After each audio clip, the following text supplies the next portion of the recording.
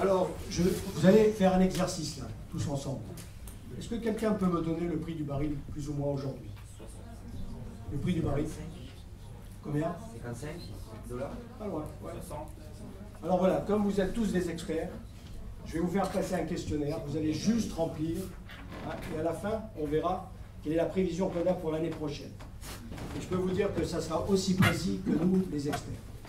Donc si Pierre voulait bien faire passer ce document. Mais sérieux, c'est combien ce moment? Ah oui. Donc, comme vous voyez, la prévision, c'est une science extrêmement exacte. Très franchement, on est capable de prévoir ce qui va se passer en 2100. Et moi, je vous dis, on ne sait pas quel sera le prix du pétrole dans 6 mois. Donc, avançons. Non? J'ai réussi à avoir un carré blanc.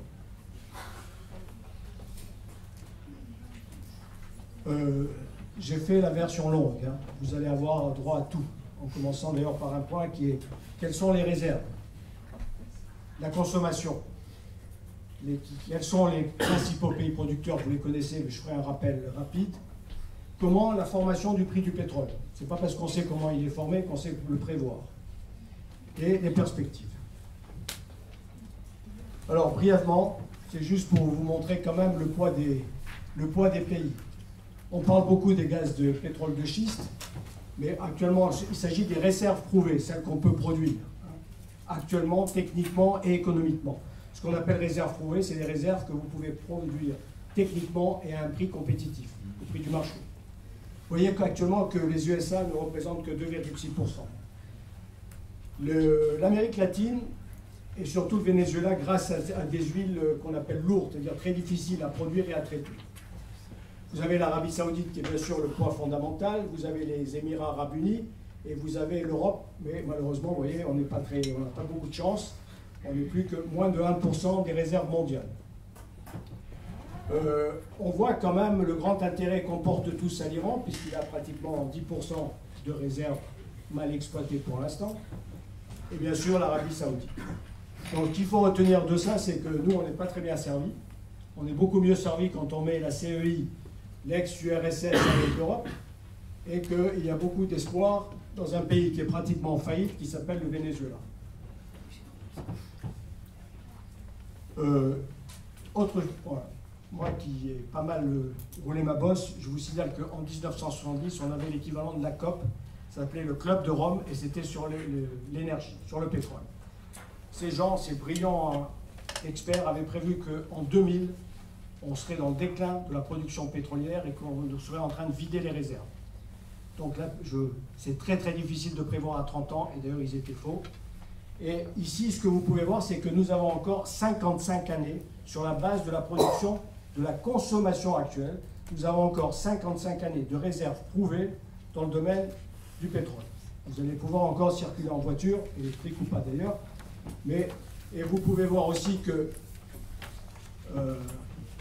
malheureusement, nous sommes toujours là où il y a une énorme demande d'énergie, alors qu'ils n'en produisent très peu, Asie-Pacifique. C'est là où la région qui est la plus faible en termes d'années de réserve par rapport à la production.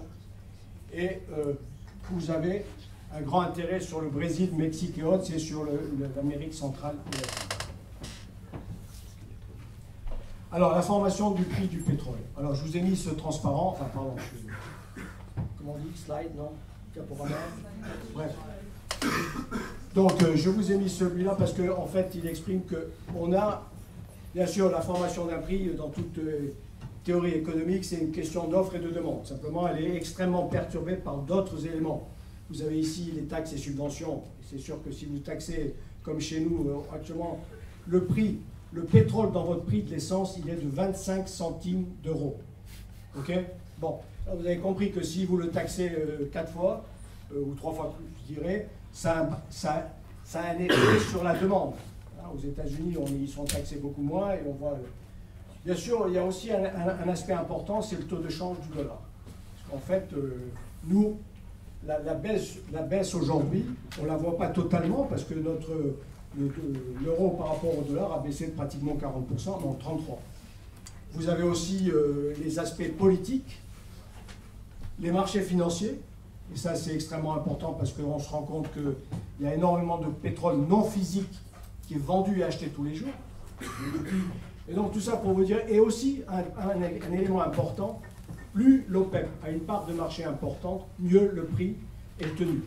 Pas, nous sommes consommateurs, donc nous ne souhaitons pas que le prix reste élevé, mais pour les producteurs de pétrole, il vaut mieux que l'OPEP ait une part importante du marché.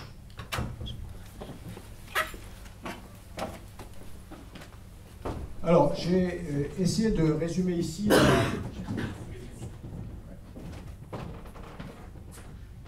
J'ai essayé simplement de positionner où nous, communauté européenne, on se trouve. Quand vous regardez la consommation, c'est la consommation de pétrole aujourd'hui. En fait, l'Europe continentale ne représente que 16%. L'Amérique du Nord, 26%. L'Asie, Océanie, Chine comprise, plus d'un tiers. Le Moyen-Orient, qui sont de grands, je dirais presque gaspilleurs, 9%. L'Amérique centrale, 8%. Et l'Afrique, malheureusement pour les Africains, il ne représente pour l'instant que 4%. Donc, on en parlera après. Ce qui était important aujourd'hui, c'est de voir quel est le poids dans l'économie pétrolière de l'Europe. Donc, quand nous prenons des décisions, on ne pèse pas très lourd. La Chine, eh ben, la Chine, elle continue, en fait, la consommation continue à croître, tout simplement parce qu'il y a une énorme demande de tout ce qui est diesel et essence. Ça, c'est juste une illustration de la demande asiatique sans la Chine. Elle n'arrête pas de monter. La Chine, elle aussi, mais elle continue à monter, encore aujourd'hui, malgré le ralentissement. Qu'est-ce qui baisse? Parce que nous, on est les bons élèves. Enfin, si on parle de la COP 21, on est les bons élèves. Mais en fait, tout ce qui est Europe, membre de l'OCDE, en fait, notre demande n'arrête pas de baisser depuis 2010, et même avant d'ailleurs. Et en fait, elle est en train de se redresser. Elle est en train de se redresser parce qu'une partie de la baisse est due aux économies d'énergie, tant mieux. Une partie est aussi due énormément et à la crise que nous avons vécue pendant les 4 dernières années. Aujourd'hui, nous sommes le seul continent, enfin il y a une reprise maintenant, dont la consommation de pétrole n'a pas cessé de baisser depuis 2010. Le reste du monde, comme vous pouvez le constater, ça continue à monter. Les États-Unis, mais ça c'est l'impact. À nouveau, c'est pas qu'ils ont réduit, modifié leurs habitudes de consommation, un petit peu quand même. Mais ils ont baissé jusqu'en 2012 et ça a été compensé par la reprise économique actuelle. Alors, si maintenant on regarde la production, je vais passer rapidement en revue qu'est-ce qui a changé, qu'est-ce qui a vraiment créé, comment on a pu passer d'un baril qui se trouvait à 110 $ à aujourd'hui à 45. Vous avez une chute de 60%. Je vous dis tout de suite que quand vous gérez une entreprise dans ce secteur et que tout d'un coup vos revenus baissent de 60%, inutile de vous dire qu'on est habitué à la gestion de crise. Je veux dire, aujourd'hui, quand vous êtes dans l'industrie alimentaire et qu'on baisse de 10%, c'est une crise. Mais nous, on peut se taper 50% de réduction brutale de vos revenus. Il faut s'adapter. Vous mourrez. Donc, les principales... Si je passe en revue rapidement. Bon, il y a eu l'explosion de la production de gaz de pétrole de schiste. On a commencé par les gaz et ensuite on s'est mis à produire du pétrole. C'était beaucoup plus rentable que le gaz. Le changement de stratégie de l'Arabie Saoudite. Le retour de l'Iran, parce que ça va avoir encore un impact sur la production pétrolière. Il y a aussi un élément qu'on avait oublié, c'est qu'on a beaucoup investi tant que le baril était à 100 $, les pétroliers n'ont pas arrêté d'investir comme de vrais malades. Je veux dire, parce que tout le monde, et ce qui est magnifique dans ce type de prévision, c'est que personne ne s'attend à la crise. On est tous là en se disant, on est à 100 $ le baril, on vit très bien, ça va durer. Bon, on vient de voir le résultat. Donc actuellement, il y a des tas de gros projets qui entrent en production jusqu'en 2019. Il y a un élément important, c'est qu'on oublie toujours qu'un champ pétrolier, ça passe par un pic, et puis un plateau, et puis ça descend. Donc aujourd'hui, on a 60% de la production mondiale qui viennent de champs qu'on considère comme mûrs. Et puis, il y a aussi, qu'est-ce que le marché anticipe? Si le marché financier anticipe que le prix va baisser, eh ben, il va faire baisser le prix. Et ça c'est temporaire, ça ne fait pas un effet long terme. Alors, ça, c'est une courbe intéressante parce que ici, en bleu, vous avez les États-Unis. Et vous voyez en rouge la Russie et l'Arabie Saoudite, les deux principaux pays producteurs avant l'explosion du pétrole dit de schiste. Donc, tout d'un coup, en l'espace de moins de 5 ans, c'est pour ça que nous avons le problème, si je puis dire, tant mieux pour les consommateurs. En l'espace de 5 ans, vous voyez tout simplement que la production des États-Unis double tout le monde. Et personne ne l'a vu arriver. Je veux dire, et même pas nos experts pétroliers. Je vous dis sincèrement qu'en 2005, quand on a une grande manifestation tous les ans à Houston, il y a 80 000 personnes qui viennent. En 2005, le pétrole de schiste n'était pas sur les écrans. On en parlait comme une possibilité. En moins de 5 ans, ils ont dépassé l'ensemble des pays producteurs.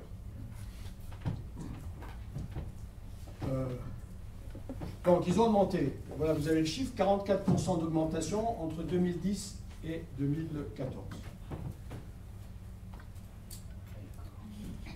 Alors, je vous ai mis... je pense que vous êtes tous des experts maintenant. Oui. Je voulais juste vous montrer quelle était la différence entre ce qu'on appelait un forage classique avant. On rentrait verticalement. Alors, vous pouvez imaginer que le pétrole, il est là, et que le contact est très faible, puisque vous traversez la couche. Tandis que maintenant, vous rentrez et vous pouvez rentrer à plusieurs niveaux. Vous avez ici les réserves pétrolières, et en fait, vous vous promenez à l'intérieur. Donc, vous maximisez le contact, le même puits peut drainer des kilomètres de formation. Donc ça, c'est la différence entre l'innovation technologique qui est ancienne, elle a 15 ans maintenant. Elle est là. On est capable de forer horizontalement. On descend verticalement. Et puis, vous pouvez même vous amuser à faire ce qu'on appelle des arêtes de poisson. C'est-à-dire que vous pouvez aller dans la formation et vous partez latéralement. Et donc, vous pouvez drainer au mieux un réservoir.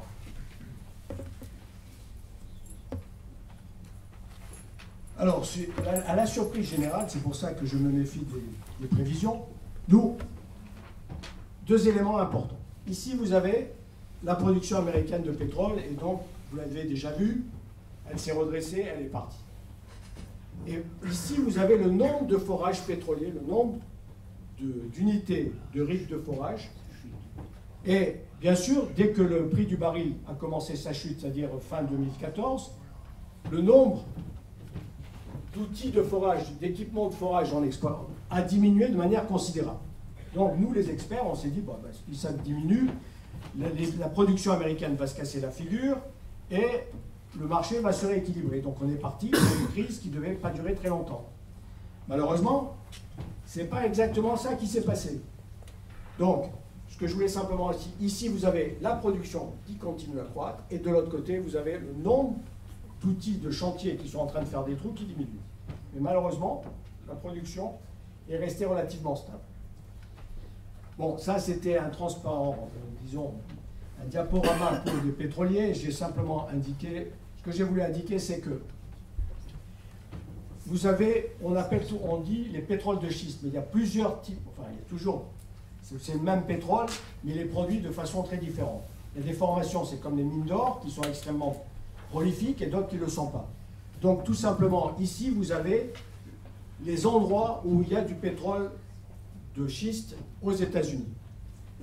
Vous ferez remarquer que la base qu'on appelle Bakken, c'est Dakota du Nord, il n'y a rien, strictement rien. Et en plus, l'exploitation minière de ce produit, c'est un scandale. Parce que finalement, comme ils ne savent pas quoi faire du gaz, ils le brûlent. Donc quand vous voyez les photos des États-Unis, vous voyez que cette région qui est totalement désertique est plus lumineuse que New York. Parce que tout simplement, on est en train de brûler tout le gaz qui est produit en même temps que le pétrole. Donc, qu'est-ce qui s'est passé? C'est que, bon, simplement, ça, c'est les différents types de formations où il y a des pétroles de schiste. Et tout simplement, le point d'équilibre, l'objectif de ce transparent est de montrer que ça, c'est le point d'équilibre. À quel niveau de prix du pétrole, c'est encore rentable de forer. Et donc, on voit qu'il y a un certain nombre d'installations qui, au niveau de 50, 55, ça, vous avez le point d'équilibre, ils peuvent parfaitement produire à moins de 50 $ où nous sommes aujourd'hui. Donc, les pétroles de schiste ne vont pas s'arrêter aux États-Unis, on va simplement être beaucoup plus sélectif sur les zones à exploiter. Et alors, l'Arabie Saoudite, ça c'est le jeu extrêmement important. L'Arabie Saoudite a été jusqu'à maintenant ce qu'on appelait le swing producer. Quand il y avait trop d'un excédent de production, on se bagarrait avec l'Arabie Saoudite. Au bout d'un certain temps, elle disait je baisse ma production de 10 ou 20% et on rééquilibrait le marché. Or, l'Arabie Saoudite a décidé qu'elle n'allait plus jouer ce jeu. Elle a même fait l'inverse. Alors que nous sommes saturés de pétrole, aujourd'hui, il y a des bateaux, des centaines de pétroliers pleins à rabord de pétrole en attente. Les stocks américains sont au plus haut. Et donc l'Arabie Saoudite a dit, moi j'en ai marre, je ne vais pas jouer je vais regagner mes parts de marché. Et donc, elle s'est attaquée bien entendu en faisant baisser le prix. Elle visait au départ les producteurs d'huile de schiste américains. Accessoirement, elle a aussi tué toutes les compagnies internationales parce qu'elles n'ont plus à 50 $ le baril, ils ne peuvent pas vraiment produire dans les zones qui sont accessibles. Mais je pense qu'il y a une autre idée derrière. Je pense que derrière ça, ils se disent que bon, quand on voit ce merdier syrien, on sait que l'Arabie Saoudite, elle n'a pas beaucoup les Iraniens. Je pense qu'elle avait des comptes à régler avec les États-Unis parce qu'il fallait, quand ils ont fait un accord avec l'Iran, ça n'arrangeait pas l'Arabie Saoudite. La Russie, elle est du côté d'Assad, eux, ils ne veulent pas d'Assad. Et donc je pense qu'en fait, comme ils disent les Américains, to kill two birds with one stone. Donc je pense que la situation aujourd'hui n'est pas simplement économique, c'est aussi une pression politique sur un certain nombre d'acteurs. Juste un élément, c'est que ce genre de crise, on l'a connu tous les 15 ans, on a droit à une crise de ce niveau. Et j'ai simplement observé que l'Arabie Saoudite avait tenu une position intransigeante un maximum de 15 mois par rapport à la chute, au prix bas.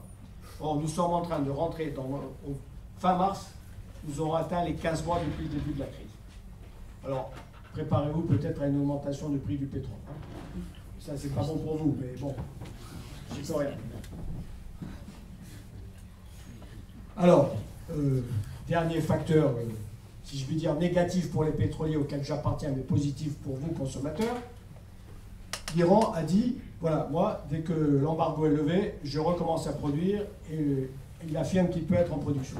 Donc ça, c'était avant l'embargo international, enfin européen, américain, ils produisaient 2,5 millions de barils, ils en produisent que 1,4. Leur objectif, c'est de revenir à la même production qu'avant. Un chiffre que c'est la seule chose que vous demandez de retenir de cette conférence, la consommation mondiale, c'est 93 millions de barils de jour. Donc simplement, si vous voulez avoir une idée de que veut dire passer de 1,4 à 2,5, on rajoute 1,2, 1,3% sur le marché. Le point, c'est 93 millions de barils jour. Bon, j'ai simplement mentionné ça parce que j'ai mis un certain temps à découvrir qu'en fait, les nouveaux projets allaient encore rajouter 10% de production sur le marché. Bon, maintenant, ça, c'est pour vous, consommateurs, ça, c'est pas la bonne nouvelle. Ça représente aujourd'hui un champ qui rentre en production. Voilà le profil qu'il a. Enfin, il a un plateau et après, il plonge. Donc, plus vous avez des champs qui ont été mis en production il y a longtemps, plus la chute de production s'accélère. Donc, chaque année, on estime à 4 millions, 4,5 millions de barils ce qui disparaît. C'est-à-dire que tout simplement, vous avez un champ en production, s'il a plus de 15 ans d'âge, ou plus de 10 ans d'âge, il commence à décroître. Les chiffres, à nouveau, je vous rappelle, 93 millions de consommation, 4,5 qui partent en fumée tous les ans, qui disparaissent. Donc, il faut impérativement que les pétroliers investissent pour compenser, même si la consommation n'augmente pas, il faut compenser la diminution de production. Donc il y a un espèce de facteur, le marché se redresse de manière quasi automatique. Si je résume, la stratégie de l'Arabie Saoudite. Bon, ça c'est un des facteurs, à mon avis c'est un facteur clé. Le jour où ils annoncent qu'ils réduisent leur production, ça va... Préparez-vous à la spéculation en bourse. La production de pétrole, vous avez vu qu'en fait, elle a commencé à décroître, mais pas de manière significative. La consommation chinoise, parce qu'elle a vraiment tiré la consommation pendant toutes ces années, et pour l'instant, elle ne ralentit pas, malgré la chute de leur PIB, de pourcentage de croissance de leur PIB, parce que tout simplement, ils produisent 20 millions de voitures par an, et qu'une bonne partie sont sur les routes. Alors, j'ai attendu ce transparent pour vous dire quelle est la prévision. Il y a une banque d'affaires que vous connaissez bien qui s'appelle Barclays, et qui a un logiciel qui n'est pas trop mauvais. Je dis pas trop mauvais, parce que c'est le seul qui avait prévu, en fait, que la rechute du prix du baril au cours de cette année. Donc, je me suis dit, après tout, ils ont réussi une fois à prévoir, je le prends comme... et donc, ils prévoient en moyenne pour 2016, 60 $ le baril. On verra à la fin à quel chiffre vous êtes arrivés, puisque vous êtes des experts vous aussi. Bon, avant de passer à la suite, c'est-à-dire la part du pétrole, des hydrocarbures dans le mix énergétique du futur, je voulais vous dire que nous, pétroliers, bien ça, c'est le genre de chose qui est absolument insupportable. Qu'est-ce qu'on est en train de faire là? On est en train de brûler du gaz, pour rien. Ça génère du CO2, effectivement, et ça s'est pratiqué encore, et ça se pratique encore, en particulier en Afrique, parce qu'on n'a pas les mêmes impositions que, par exemple, sur la zone européenne. Et ça se fait aussi couramment aux États-Unis. Donc avant de parler d'économie d'énergie, il faudrait déjà faire disparaître les gaspillages comme celui-là. Alors, la part des hydrocarbures, je vais pas oser l'intituler COP21, parce que vous devez en avoir plein les bottes, mais, et que, en plus, je ne suis pas un climato-sceptique, mais je suis un sceptique sur les projections à 2100. Alors, le réchauffement, apparemment, c'est une réalité. On a une hausse. Je ne suis pas responsable de ces chiffres, donc je vous les donne, ça vient d'experts. On a effectivement une hausse de 0,85 degrés, presque 1 degré. Et paraît-il, la planète, et c'est le moment où elle a été la plus chaude depuis 800 000 ans. Bon, ça, des choses qu'on observe partout, ça c'est une réalité, vous l'observez. Recul des littoraux et des coraux, événements extrêmes, sécheresse plus prononcée. Bon, ça c'est ce qu'on observe. Ensuite, le problème, c'est qu'est-ce qu'on en fait? Ça, c'est un état des lieux. Et je pense que très souvent, on a l'impression dans le discours officiel français, je ne dis pas forcément de tous les Européens, les Allemands sont... C'est qu'on a une croissance de la population absolument fantastique. Bien sûr, si on fait confiance aux projections, l'Afrique qui fait moins d'1 milliard sera à 4,4 en 2100. Bon, et tous ces gens-là, ils ont besoin de consommer et surtout d'électricité. Aujourd'hui, et ça c'est une réalité du présent, les villes progressent à la vitesse d'une ville comme Paris tous les ans. Et on aura 1,5 milliard de plus d'habitants dans les villes, ce qui veut dire consommation, utilité, électricité, etc. Bon, ça c'est à nouveau une projection, je pense que c'est un vœu pieux.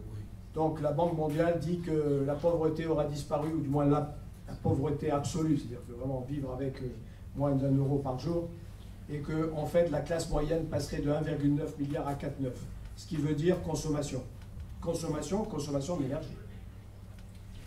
Mais aujourd'hui il y a un fait, actuellement il y a 1,2 à 1,3 milliard de personnes qui n'ont pas l'électricité. Et je veux dire que on peut estimer que ces gens-là, ils ont le droit vouloir de l'électricité. Alors, quand on regarde la consommation d'énergie, et si je vous présente ça avant de vous présenter les projections, c'est parce qu'on se rend compte qu'au cours des 30 dernières années, ça n'a pas cessé de croître. En 2005, on a commencé avec l'entrée en vigueur du protocole de Kyoto. Ça n'a rien changé. Hein. Business as usual. Regardez la croissance de la courbe depuis 2005. Le pire, c'est que cette croissance de la consommation d'énergie, elle s'est faite surtout en utilisant du charbon. Et pour vous situer le problème, si vous avez une centrale au charbon par rapport à une centrale au gaz, je fais une page de publicité pour les pétroliers, vous produisez 2 fois plus de CO2 par kilowattheure que si vous avez une centrale au gaz. Donc, les pays pauvres, je mets la Chine dans ce tas et l'Inde également, ils ont des réserves de charbon, ils ont la production de charbon, donc ils ont utilisé le charbon pour s'électrifier. Le résultat, c'est que nous avons une croissance continue et en plus avec une énergie extrêmement désagréable pour l'environnement. D'ailleurs, vous le voyez sur la situation il y a 30 ans, la situation aujourd'hui, vous voyez que le pétrole qui représentait a énormément diminué, mais que la baisse du pourcentage du pétrole dans la consommation globale d'énergie primaire, hein, c'est-à-dire que celle qui est consommée pour produire toutes les autres énergies. En fait, le charbon, il représentait 25%, il représente presque 30%, tandis que la part du pétrole entre 1973 et maintenant a diminué à 31%. En valeur absolue, c'est probablement pas exact, hein, mais en valeur relative, ce qui a été aujourd'hui, on a favorisé, la croissance mondiale a été aussi à favoriser l'utilisation du charbon. Alors, puisqu'on va bientôt parler des others, c'est là où on a les énergies renouvelables, à part l'hydroélectricité, vous voyez qu'on était à 0,1% et que nous sommes à 1,1% actuellement.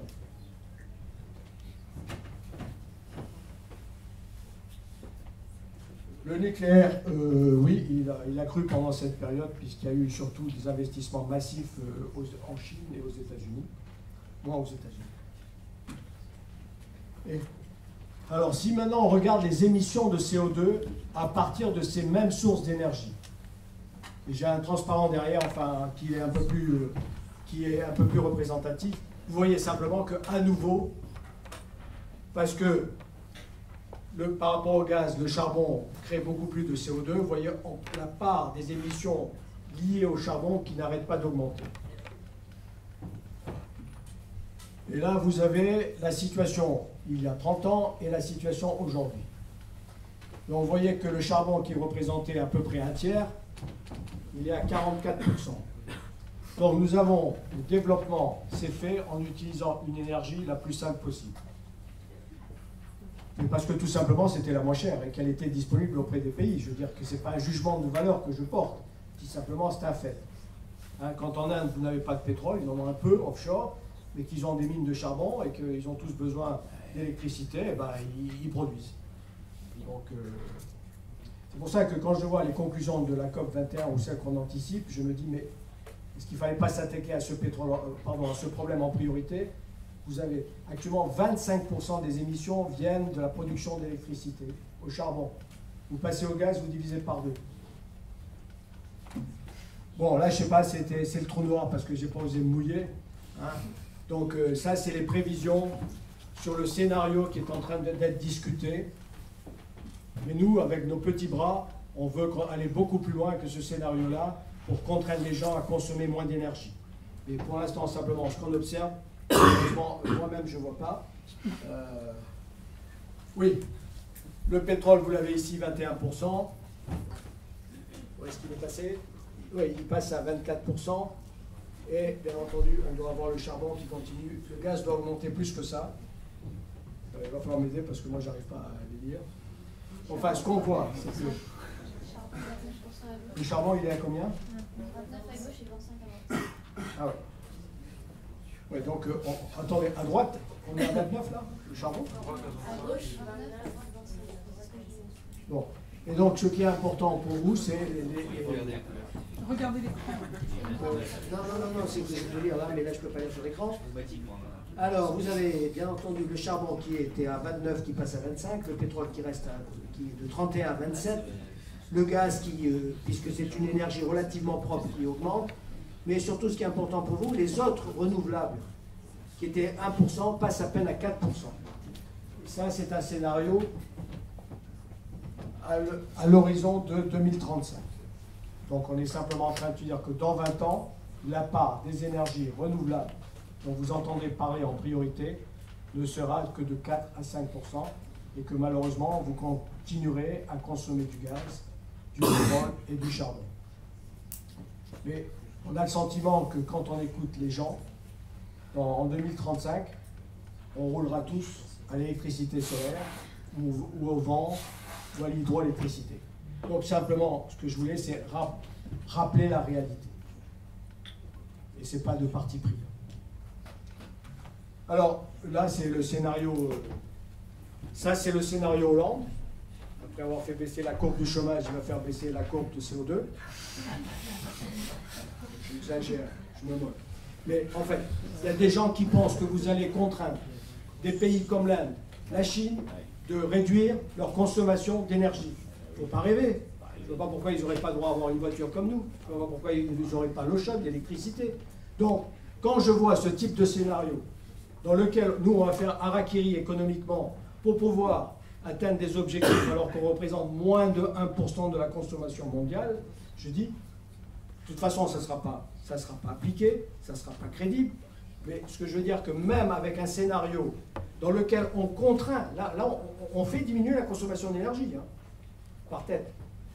Là, on arrive toujours, c'était l'objectif de ma démonstration, simplement que vous avez, même dans le scénario le plus irréaliste, on aura toujours 50% d'hydrocarbures, c'est-à-dire pétrole et gaz.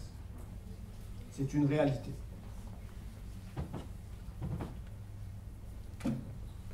Et les émissions de CO2 là-dedans. Eh ben, là, ça c'est ce que vous faites de la géopolitique. Ça, c'est les émissions de CO2 par continent en 2035. On n'a pas été jusqu'à 2100 parce que alors là, ça serait carrément du Shadok. Ce qu'on observe, et là je pense que ça c'est publié par l'Agence internationale de l'énergie, et peut-être pour cacher les Américains, ils les ont mis dans l'OCDE. Donc, ici, quand vous voyez les émissions actuellement, enfin en 2035, le scénario New Policy, c'est celui qui est en train d'être discuté. Ça, c'est le scénario des extrémistes écologistes. Ça, c'est le scénario, on fait un effort, et qui sera un sacré effort d'ailleurs. On se rend compte que si la Chine ne veut pas adhérer, elle va représenter de toute manière 27% des émissions de CO2, qui va être l'équivalent de tout ce que l'Europe, plus les États-Unis, plus le Mexique, parce qu'ils sont dans l'OCDE, vont émettre. Donc un accord n'a de sens que si tous ces gens-là participent. Or, qu'est-ce qu'ils ont dit les Chinois? Ils ont dit, nous on veut bien nous limiter dès qu'on aura atteint le même niveau en termes de consommation d'électricité que les autres. Donc on va regarder ça vers 2030, on sera prêt à faire un effort. Donc, ce qui m'agace un peu actuellement, c'est cette espèce de démagogie sur le fait qu'on va signer un accord, mais si ces gens-là ne veulent pas participer, et je parle de l'Inde, l'Inde, ils ont dépassé le milliard de personnes. L'Inde, on va la retrouver, elle est perdue dans... où est-ce qu'elle est, oui, pardon, elle est là. Voilà, elle est là. Elle est dans l'Asie hors Chine, qui va représenter une vingtaine de pourcents. Et l'Inde a dit, moi, je ne veux pas m'arrêter maintenant, j'ai pas de raison, il faut que tous les gens chez moi aient accès à l'électricité. Alors, c'est une page de commentaires. C'est-à-dire qu'on s'est bagarré pendant des mois, des années au niveau européen pour dire est-ce que l'on va réduire nos gaz à effet de serre de 50 ou 60%. Bon, le résultat c'est que si vous réduisez avec le même modèle mathématique, si vous réduisez les émissions de 50 à 60% pour la partie communauté Union européenne, en fait, vous allez retarder le réchauffement climatique de 15 jours et de 3 mois sur 2100. Bon, c'est important sur le plan économique. Je veux dire que, attention, pour faire ça, est-ce que vous savez qu'aujourd'hui, vous avez, dans votre facture d'électricité, vous avez 10% qui est lié au fait que nous utilisons des énergies renouvelables. La compensation, c'est actuellement, si vous regardez votre facture d'électricité, il y a un poste, qui a un nom dont je ne me rappelle pas, qui représente 10%, qui est le surcoût de l'utilisation des énergies renouvelables. Je ne suis pas contre, mais je dis simplement qu'il faut être conscient de l'enjeu économique. Et si la France, nous sommes les leaders dans le monde, nous on a décidé qu'on appliquait un facteur 4. Et le facteur 4, ça veut dire que nos émissions en 2050 par rapport à nos émissions actuelles, on va les diviser par 4, en arrêtant le nucléaire en plus. Bon, et ben voilà, l'impact c'est 4 jours. Vous aurez gagné 4 jours et 4 semaines en 2005. Tout simplement, c'est parce qu'on n'est pas extrêmement gros consommateur On n'est pas consommateur d'énergie carbonée. Et par ailleurs, quand même, actuellement, on est quand même encore 71e, et là c'est bien d'être 71e, en termes de production de CO2 par habitant, nous sommes 71e mondial. Ça, c'est une très bonne note. Vous savez tous pourquoi.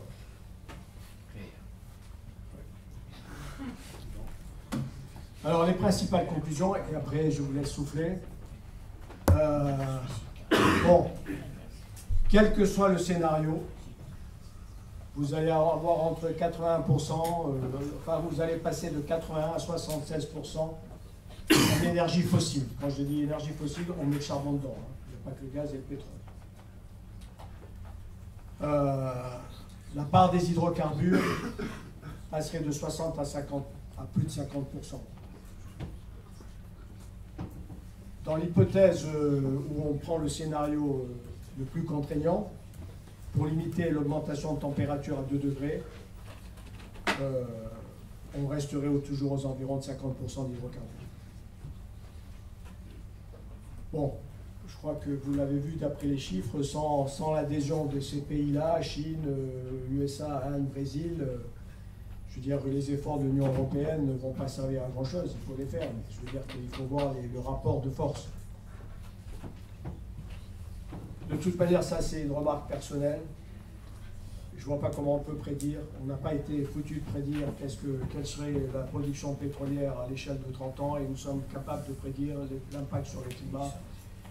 En 2100, je dirais, il y a une tendance, elle est indiscutable. Et de dire qu'on est en train de discuter pour savoir si c'est 2,7 ou 3, je dis, bon, de qui se moque-t-on?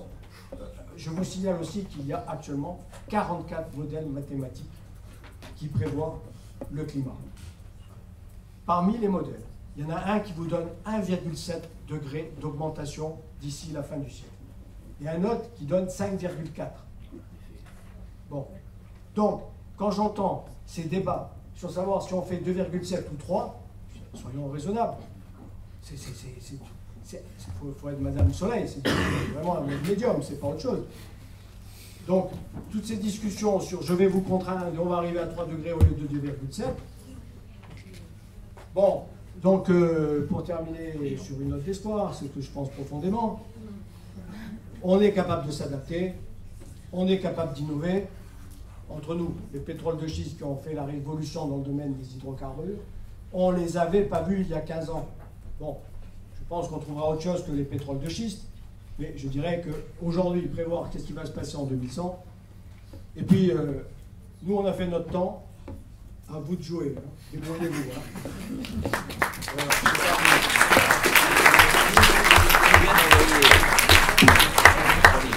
Alors on va voir si y a des questions après cet exposé.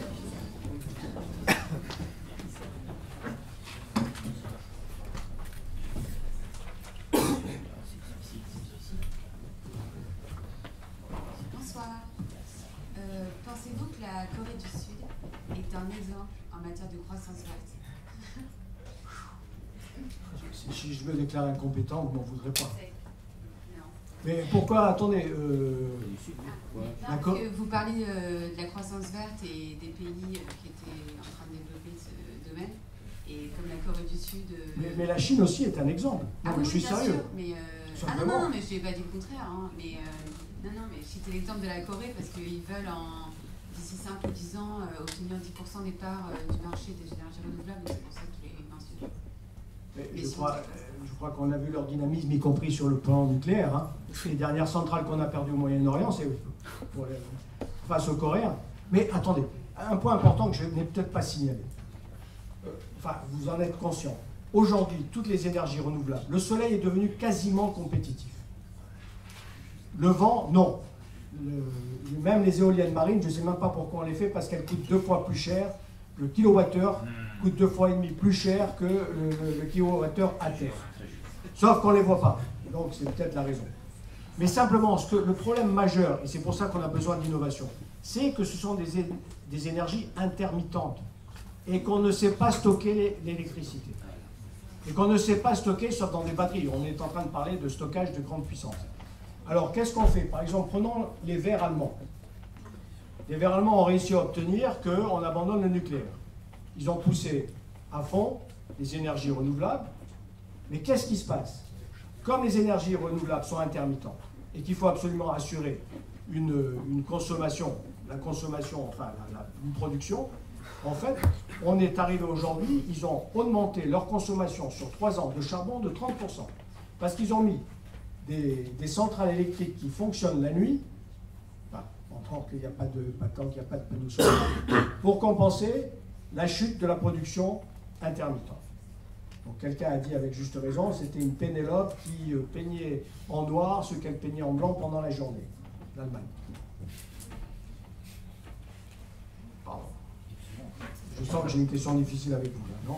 Je n'en sais rien. On va voir ça. Donc ça, je voulais savoir, vous avez parlé du problème de stockage de l'énergie à partir des moyens de production alternatifs renouvelables. Est-ce que vous pensez que la pile à combustible, l'hydrogène, pourrait constituer une alternative à ces stockages? Oui, mais il faut stocker de l'hydrogène. Aujourd'hui, ce qu'ils font actuellement, c'est pratiquer. On fait de l'électrolyse de l'eau pendant les pics quand on n'a pas la consommation pour le faire. Et on peut soit utiliser cet hydrogène pour le mettre, pour l'utiliser dans la pile à hydrogène, soit carrément, ce que j'ignorais d'ailleurs en tant que pétrolier, on l'injecte dans le réseau de gaz. Et jusqu'à un certain niveau, vous pouvez injecter de l'hydrogène dans le réseau de gaz et c'est utilisé. Mais ce sont des stockages, je veux dire, c'est des stockages intermédiaires. Parce que vous êtes obligé de passer par un stockage d'hydrogène. Le stockage d'hydrogène, c'est zéro absolu et c'est pas bon marché. Hein. Tout est faisable. Hein. C'est une question d'économie.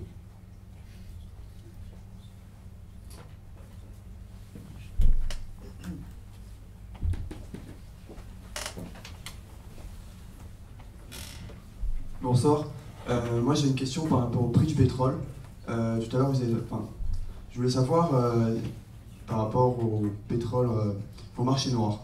Est-ce que le marché noir a un réel impact sur le prix du pétrole, notamment au pétrole d'État islamique qui passe par la Turquie notamment. Je voulais savoir si ça avait un réel impact sur le prix. Et, quelle était la part du marché, la part de nombre de barils de pétrole du marché noir par rapport au marché officiel. Je vois la question. Bon, de toute façon, avant que la Syrie explose ou implose, ces gens-là produisaient à peu près 800 000 barils jour. Je reviens à nouveau à mon chiffre miracle que vous devez retenir, oubliez tout le reste. 93 millions de barils jour. Donc, avant, leur production était de l'ordre de moins de 1%. Ils sont probablement aujourd'hui à la moitié. Donc, que c'est un impact régional, peut-être, mais c'est vraiment pas ça qui crée le problème au niveau que nous connaissons, je veux dire, avec un bruit qui s'effondre de 50%. Bon, ça. Je crois que c'est valorisé à 2 milliards de dollars l'exportation clandestine de pétrole djihadiste. Mais je suis surpris quand même, il n'y a pas un écologiste dans cette salle. Ils sont à l'accord. Je me suis dit quand même, c'est pas possible que quelqu'un ne vienne pas contredire ce que je suis en train de dire. C'est pas sérieux, c'est pas bon. Donc personne ne veut jouer l'écologiste. Ah, mais il y en a une, pardon. Je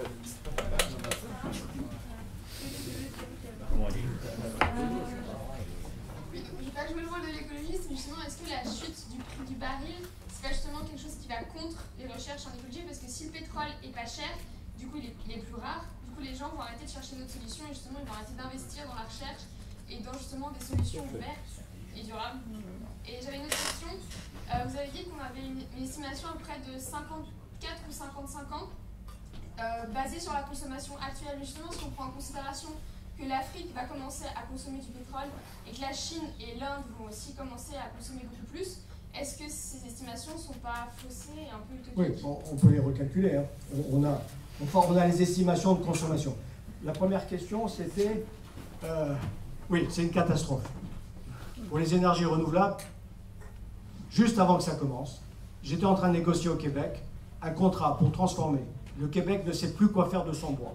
La production de pâte à papier diminue de 5% par an. Il y a une Québécoise dans le fond là-bas. Vous n'avez pas reconnu. Bon, bref. Donc ces Québécois cherchent par tous les moyens à faire quelque chose de leur bois. Donc on négociait la transformation de bois en biofuel, qui est l'équivalent d'un brut, enfin pardon, de ce que vous utilisez dans vos chaudières. Et c'était rentable à cause des taxes. Et on arrivait avec un pétrole à 100 $, à laisser une marge de 10% aux producteurs. Tout s'est effondré. Il n'y a plus rien qui bouge. Donc aujourd'hui, pour les énergies renouvelables, la situation actuelle est vraiment catastrophique. Et ça, on est dans une économie de marché. Et j'ai l'impression que par moment, les gens l'oublient. Donc votre question, elle est bonne parce qu'elle rappelle la réalité économique. Alors la deuxième question, c'était ? C'est sur les prévisions sur 50 ans, 55 ans, alors que... J'ai pas fait le calcul, mais on peut le faire. Mais je pense que vous allez, de toute façon, je pense qu'on va aller nos prévisions, mais pas à 2100, hein, c'est qu'on on aura du mal à dépasser 100 millions de barils jour. Rappelez-vous, on est à 93. Donc, parce que là, on va vraiment atteindre le sommet, la production maximum. Hein. Je me méfie de ce genre d'affirmation parce qu'en 73, on nous disait qu'on ne dépasserait pas à 80. Enfin, je pense qu'on arrive quand même. Il faut bien voir que le pétrole que l'on trouve maintenant, il faut aller le chercher à 2000 mètres de profondeur. Il faut creuser 3 km pour aller le trouver. Donc 2000 mètres de profondeur d'eau et après vous allez... Donc je pense que ça réduirait probablement d'une dizaine d'années, 20%. Bonsoir, monsieur. Donc, j'ai deux questions pour vous, une écologique et une économique. Tout d'abord, on sait que l'Arabie Saoudite, ces derniers temps, est en baisse, est en train de perdre pied au niveau économique, politique et social. Donc, est-ce que vous ne pensez pas déjà que cet effondrement de la société en Arabie Saoudite pourrait déstabiliser le marché du pétrole? C'est ma première question. Et au niveau du gaz de schiste, qui à extraire est encore plus polluant que l'extraction du pétrole, et les États-Unis qui sont ce premier producteur de gaz de schiste, est-ce que vous ne pensez pas qu'encore une fois les États-Unis, en fait, ils veulent pas, ils n'ont rien à faire de l'écologie et ils continuent sur leur lancée de polluer comme vu qu'ils ne sont pas signataires du traité de Kyoto. Merci. Oui, la première question sur l'Arabie Saoudite, j'ai simplement observé que les régimes forts, et je pense que l'Arabie Saoudite est un régime fort, que pour les faire tomber, il faut beaucoup d'années. La preuve qu'on a toujours la clique Khomeini et Khamenei derrière. Donc je pense qu'ils arriveront à maîtriser leur situation intérieure. Enfin, on n'a pas parié là-dessus. Nous, on a plus parié sur l'aspect économique de la chose, qui a des conséquences sociales. Hein. Et on se dit quand même que c'est pour la première fois, depuis 20 ans, ils ont émis des obligations. Ils n'avaient pas émis d'obligations. Donc on se dit quand même que pour boucler leur budget, ils commencent à avoir des problèmes. Et bien sûr, avec les conséquences que vous dites sur l'aspect social de la chose.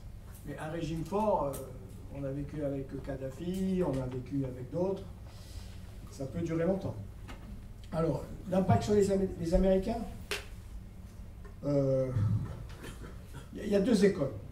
Il y a les sceptiques totales, les gens qui considèrent que le réchauffement climatique, c'est pas leur faute. D'ailleurs, de temps en temps, je suis pas loin de penser ça. Pas sur l'ensemble. Parce que dans les modèles mathématiques qui sont utilisés, je reviendrai à votre question, dans les modèles mathématiques qui sont utilisés, on n'a pas pris en compte, parce que c'était trop compliqué, on a pris en compte que l'aspect CO2 et gaz à effet de serre. Oui. Il semblerait qu'on n'ait pas voulu tenir compte du rayonnement cosmique. On sait qu'il y a le rayonnement cosmique, les taches solaires, on sait qu'on a des cycles tous les 11 ans. On sait qu'on a des cycles de 99 ans. Donc apparemment, et je ne suis pas un expert, donc je vous dis ce que j'ai interviewé le président de Météo France en lui disant pourquoi vous nous dites que c'est la faute du CO2 exclusivement. Il m'a dit parce que ça va trop vite pour que ce soit une autre explication. Voilà, président de Météo France. Donc, moi, je suis simplement, j'ai voulu regarder ce qui se disait dans ce secteur, et effectivement, les Canadiens, par exemple, et la Québécoise, qui est là-bas, pourra vérifier, l'équivalent du CNRS canadien dit c'est pas anormal qu'on ne prenne pas en compte l'effet des taches solaires. Pourquoi les taches solaires? Quand vous avez des taches solaires, ça diminue le rayonnement qui est envoyé sur la Terre. Je ne parle pas du rayonnement, je parle des particules, hein, pas des photons. Hein. Et que ceux-ci, on favorise la création de nuages, Et la création de nuages entraîne réchauffement. Il semblerait que les 44 modèles qui existent, prennent relativement pas en cause ce genre de choses. C'est pour ça que je suis actuellement curieux que les gens se polarisent sur des bases aussi fragiles. On ne peut pas nier le réchauffement. Mais je dirais, de là à conclure qu'on est capable de prévoir ce qui va se passer d'ici 2100, c'est autre chose. La deuxième question, c'était... Oui, les Américains. Bon, Obama est en train de faire quelque chose. Comme il a un congrès qui est contre lui, il va passer... je crois qu'il a un EPA.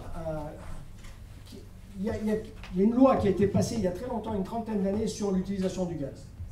Il est en train d'utiliser ça pour faire passer au gaz ces centrales à charbon, qui serait quand même un effort considérable. Bien sûr, ce charbon, il exporte ailleurs, hein, mais au moins, au niveau des États-Unis, ils seraient presque capables de tenir leurs engagements. Rebonsoir. Moi, ah, mais il y a le Québec qui est dans là, je peux pas. Le Québec va rentrer en sécession. Ah bon, d'accord. Non, moi, c'est juste, par rapport au fait, vous parlez juste de l'aspect écologie dans le sens augmentation de la température climatique, mais il y a aussi toutes les particules dégagées notamment par le pétrole. Vous avez 100% raison. Donc, en plus de... Et j'ai oublié de dire que une partie de ma carrière, je l'ai fait à l'Institut français du pétrole, et qu'on travaillait sur les particules, parce que en fait, on se rend compte que le diesel, on peut traiter le problème, hein. Je veux dire, à nouveau, un point, hein, c'est qu'aujourd'hui, on est parfaitement capable de réduire le nombre de suies et aussi les oxydes d'azote. Simplement, vous mettez derrière votre moteur une usine à gaz. Enfin, vous avez même un traitement à l'urée pour éliminer les dernières particules. Et on peut faire des diesels plus propres que l'essence. Simplement, ça a un coût. Ce que je veux dire, j'essaie simplement de vous convaincre que malheureusement, il y a des décisions qui seraient plus importantes, comme par exemple limiter le charbon, qui aurait un impact immédiat sur ce que pourrait être la teneur en CO2. Et tout ce qu'il faut faire pour limiter la pollution, le faire. Je veux dire, c'était indispensable. Ça n'a rien à voir avec les émissions de CO2. Le Québec, alors.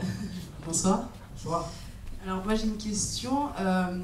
Ne pensez-vous pas que certaines firmes pétrolières participeraient à la pérennisation de certains gouvernements autoritaires, pour ne pas dire dictatoriaux? Question, vous voulez que je réponde vraiment? Vous êtes dans le milieu, attendez, donc. vous savez que les lois européennes et françaises disent que si vous, c'est un mot que j'utilise malheureusement, si vous lubrifiez n'importe quel membre d'une administration ou d'un gouvernement étranger, vous êtes passible de poursuites pénales. Donc, officiellement, ça ne se pratique pas. Mais on doit pouvoir s'arranger. Mais, attendez, il y a cet aspect sur les régimes autoritaires, bien que tout d'un coup, tout le monde découvre que même Assad, il faut le garder. Alors, je ne dis pas ce que les pétroliers pensent sur le reste. Mais simplement, je pense qu'il y a quand même une pression énorme à avoir disponible de l'électricité, du pétrole et du gaz. Et je veux dire, ça transcende les organisations politiques.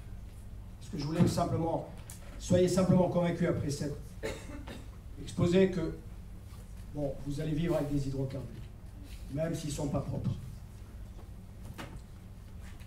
Je n'ai pas répondu à votre question?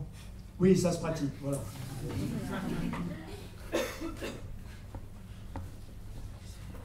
Aussi, rebonsoir. Quel a été l'impact du printemps arabe sur la production pétrolière en général ou Waouh! Oui, non, c'est pas compliqué. Ah, oui. C'est pas compliqué.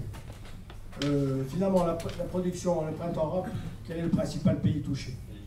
La Libye. La Libye, c'était entre 1,5 million de barils et 2 millions de barils de jour. À nouveau, 93 millions, 2%. Bon. Ils ne sont pas totalement à l'arrêt. Hein. Alors, sur les autres pays arabes, la Syrie, c'était 800 000 barils, mais c'était de l'autoconsommation pratiquement. Il y a eu quelques problèmes sur l'Égypte, mais je dirais que l'impact n'a pas été Et les Irakiens, malgré tout ce qui se passe, ils se sont remis à produire. Mais on a des experts du pays arabe ici, hein, et je peux lui laisser la parole. Jean-Jacques, tu veux... Non, c'était très bien répondu. Bonsoir, je suis ici. Ah, vous êtes. Donc tout à l'heure, vous avez parlé de la pollution par exemple, quand qui sortait des véhicules. Sauf que pour les bateaux, il existe bien des systèmes pour que le gaz qui ressorte soit propre. Pourquoi n'utilisons-t-on Ah, pas nous avons une norme qui s'appelle Euro 6, Oui. qui impose ça, hein, sur les véhicules qui vont sortir cette année, 2016. Oui, mais ça fait longtemps qu'il existe aux États-Unis, notamment pour les bateaux. Il est toujours pas... Pourquoi il est... Alors, dans ce cas-là, Mais pourquoi n'est-il pas attendez, sorti mais en France? vous avez vu Volkswagen, pourquoi Volkswagen a truandé? Ça lui coûtait 300 € par véhicule de rajouter un traitement. D'accord. C'est tout, on peut le faire. Hein. Et ça y est, les véhicules, vous allez voir. Est-ce qu'on a le même problème pour les bateaux, en fait? Parce que Je ne suis pas un spécialiste des navires. Bah, On va même changer le soufre qu'on utilise, on va réduire la teneur en soufre des carburants utilisés pour les navires. Et on est en train de regarder sérieusement l'utilisation de gaz, parce qu'on est en train de faire, on va produire énormément de gaz naturel liquéfié, qui est un gaz propre, puisqu'on a enlevé tout ce qu'il y avait dedans, et on est en train de regarder des navires qui marcheraient avec. Merci. Mais tout est possible. Je veux dire, même les gaz de schiste, là, je voudrais qu'on arrête avec cette image de vous ouvrez votre robinet et il y a de l'eau qui coule avec du gaz dedans. Bidon, complètement bidon. Il y a de la décomposition des matières organiques produit du méthane. Et que les Américains, que certains Américains aient foré comme des cochons, c'est une certitude. Et aujourd'hui, quand vous forez un puits, là, je vous ai montré tout à l'heure, vous avez 3 barrières qui évitent que ceux qui passent dans le puits aillent dans la nappe phréatique. Mais ça coûte de l'argent. Si vous n'avez pas de surveillance, si vous avez des gens, ça ne se produit pas en Europe. Sincèrement, ça peut se produire aux États-Unis. Bonsoir. Il y a 4-5 ans, on nous parlait beaucoup des bioéthanols, tout ce qui était issu du maïs, colza, huile de colza, tout ça. Aujourd'hui, qu'est-ce que c'est devenu tous ces projets du bioéthanol? Non, ça continue. Ça continue? On est en train de même, à l'Avera, on est en train de faire une nouvelle plateforme de production, parce qu'on a arrêté la raffinerie, alors on l'a remplacée par du bioéthanol.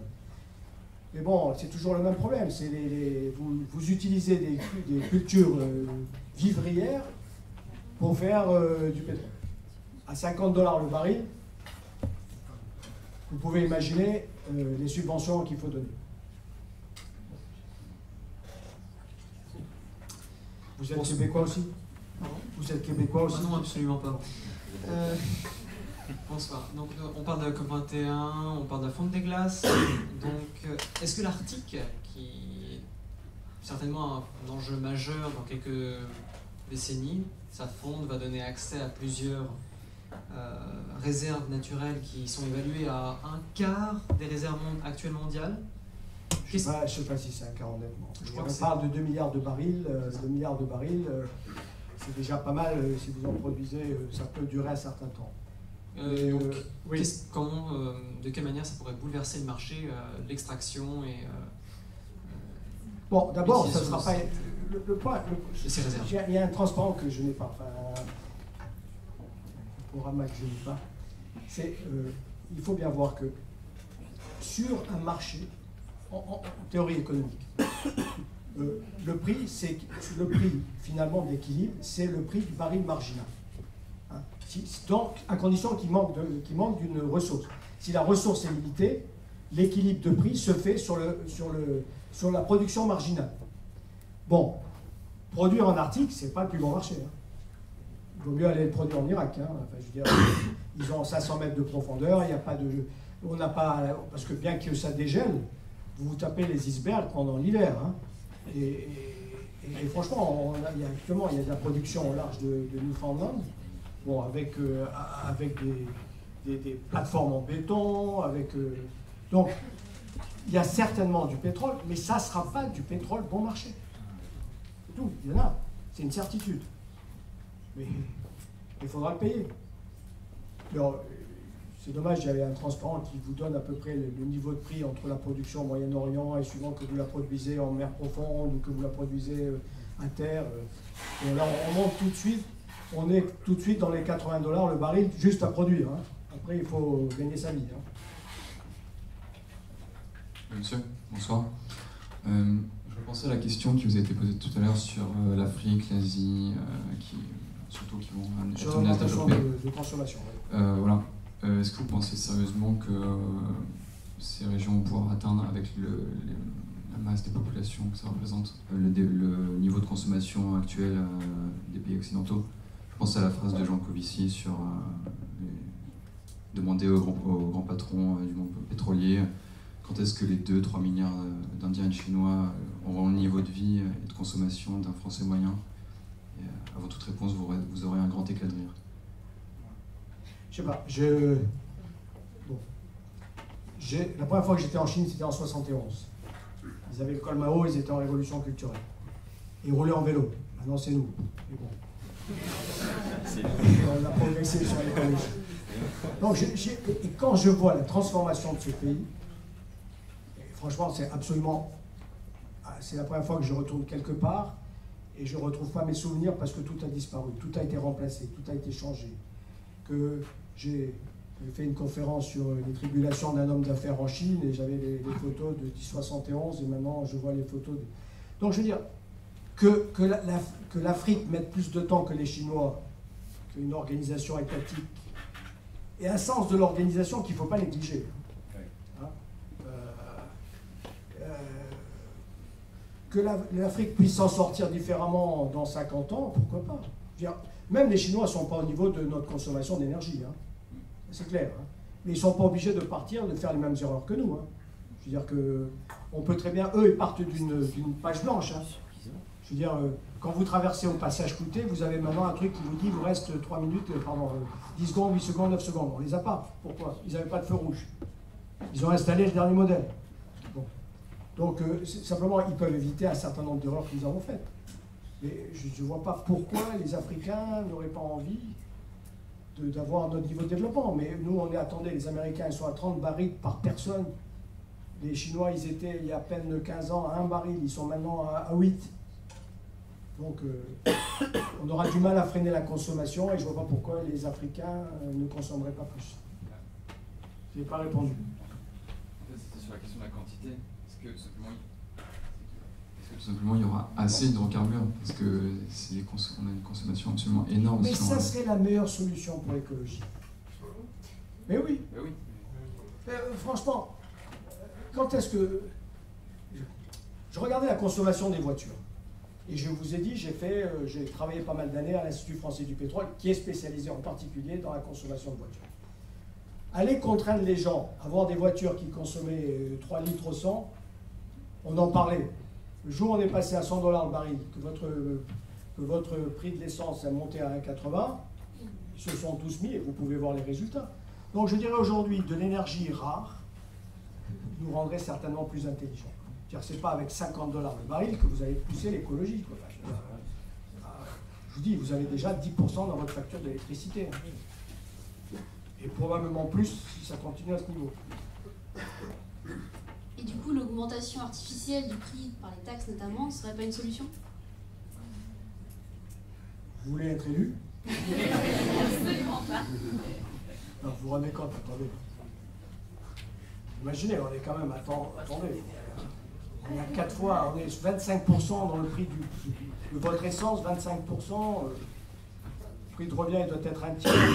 Enfin, je pense pas que ce soit. De toute façon, ça augmente. Mais politiquement, c'est. Vous voulez rouler en vélo, quoi. Bon. Je crois que... On arrête là. Terminé votre phrase? Non, moi j'ai terminé. Voilà, j'étais pessimiste, je croyais qu'il y aurait peu de monde à cette conférence et voilà, il y a eu beaucoup de monde et beaucoup d'intérêt, donc merci beaucoup, monsieur Fleury.